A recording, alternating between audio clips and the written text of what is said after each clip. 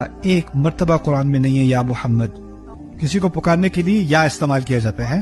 یا نوح، یا ابراہیم قد صدقت الرؤیا یا ابراہیم، یا زکریا، یا موسیٰ.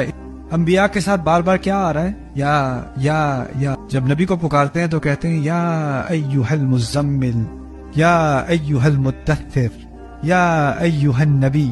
ان کو نام سے ہی نہیں پکارتے.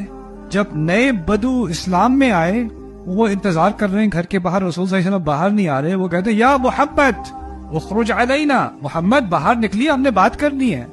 اچھا، یا محمد کے الفاظ میں کوئی بے ادبی نہیں ہے، کیونکہ یا آدم، یا ابراہیم، یا موسیٰ، یا عیسیٰ وہ تو قرآن نے بھی استعمال کیا ہے.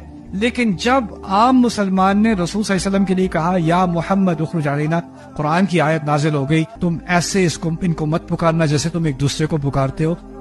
ایسا کیا تو تمہارے سارے اعمال ہفت کر لیے جائیں گے اور تمہیں پتہ بھی نہیں چلے گا.